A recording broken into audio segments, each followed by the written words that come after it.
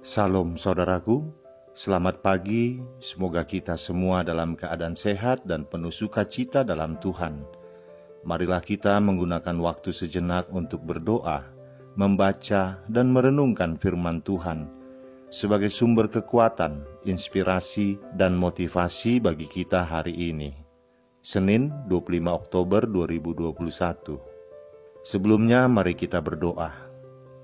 Bapa di sorga, kami bersyukur atas hari yang indah ini, hari yang penuh harapan. Kami akan merenungkan firman-Mu. Kiranya Roh Kudus menerangi hati dan pikiran kami, agar kami sungguh memahami firman-Mu. Dalam nama Tuhan Yesus Kristus kami berdoa. Amin. Firman Tuhan yang menyapa kita di pagi ini, Kolose 3 ayat 17. Dan segala sesuatu yang kamu lakukan dengan perkataan atau perbuatan, lakukanlah semuanya itu dalam nama Tuhan Yesus, sambil mengucap syukur oleh Dia kepada Allah Bapa kita. Demikian firman Tuhan.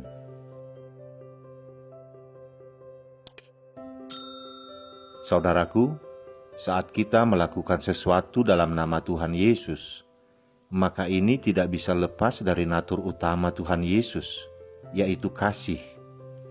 Kasih Kristus memiliki dua arah, yaitu kepada Allah dan kepada sesama. Kasih-Nya telah nyata dalam tindakan dan pengorbanannya di kayu salib. Dalam renungan ini, kita akan membahas prinsip bertindak orang percaya, yaitu untuk mengasihi Allah dan mengasihi sesama. Orang percaya dalam bertindak harus dengan motivasi kasih kita kepada sesama, karena Allah telah mengasihi kita lebih dulu. Dengan motivasi seperti ini, kita akan mampu bertindak dan menghasilkan kebaikan di tengah tantangan yang berat sekalipun. Kita mengasihi sesama melalui sikap, perkataan, dan perbuatan kasih dalam wujud melayani mereka, yaitu mengusahakan kebaikan mereka.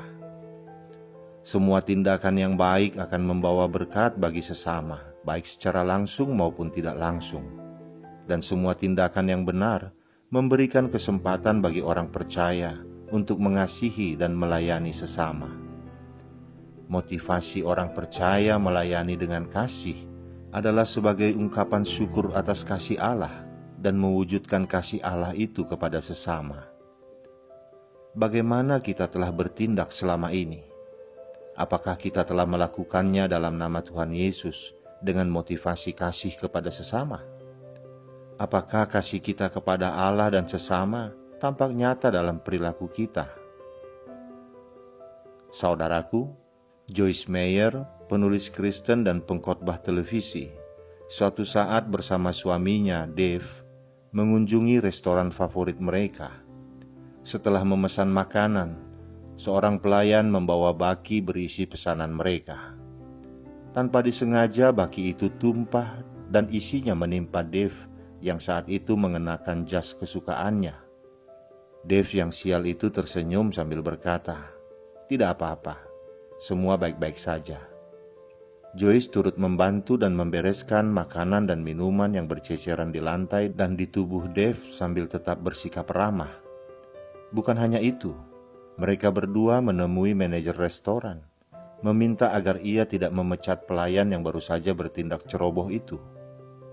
Melihat tanggapan Joyce dan suaminya, pelayan itu membungkuk untuk meminta maaf dan berkata, "Saya sungguh-sungguh minta maaf Ibu, Bapak. Saya baru bekerja di sini. Saya gugup dan merasa seperti mimpi ketika bertemu langsung dengan Ibu. Saya selalu mengikuti khotbah Ibu di televisi setiap hari." Kira-kira apa yang akan terjadi seandainya Joyce dan suaminya bersikap sebaliknya? Tak ayal semua khotbahnya yang didengar pelayan itu melalui televisi akan menjadi sia-sia. Dan pelayan itu akan terus mengingat Joyce sebagai pengkhotbah yang munafik.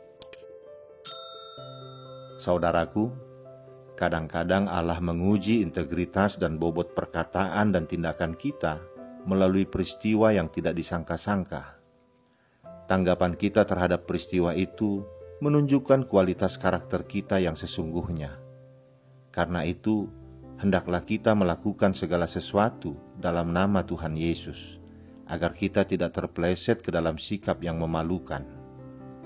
Rasul Paulus mengingatkan kita agar saat kita melakukan segala sesuatu, baik dalam perkataan dan perbuatan, haruslah dalam nama Tuhan Yesus.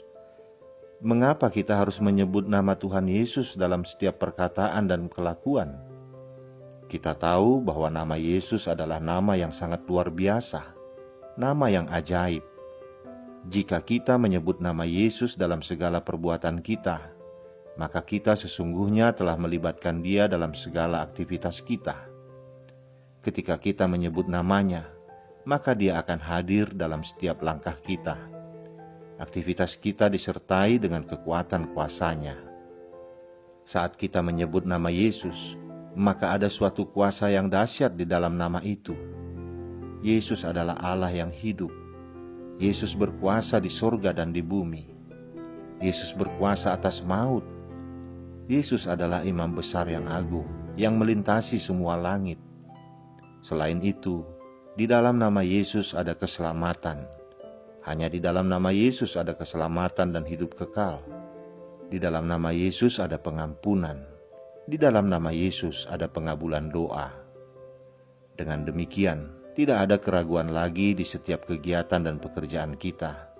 Sebab jika kita melakukan semua itu bersama dan di dalam nama Tuhan Yesus, maka kehidupan dan pekerjaan kita akan disertai, dilindungi, dan diberkati oleh-Nya. Amin, kita berdoa. Bapa di sorga, kami bersyukur atas firman-Mu hari ini. Engkau ingatkan kami akan kuasa dan kebesaran nama anak-Mu Tuhan Yesus Kristus. Sehingga Rasul Paulus mengingatkan kami agar dalam segala sesuatu yang kami lakukan dengan perkataan atau perbuatan, kami melakukannya dalam nama Tuhan Yesus, sambil mengucap syukur kepadamu Bapa. Firman-Mu juga mengingatkan kami agar kami mengasihi dan menghormati sesama kami, agar melalui perkataan dan tindakan kami, nama-Mu dipermuliakan. Terima kasih Bapa atas firman-Mu ini, beri kami kekuatan untuk melakukannya. Di dalam nama anak-Mu Tuhan Yesus Kristus kami berdoa. Amin. Selamat beraktivitas saudaraku, Tuhan memberkati. Salam.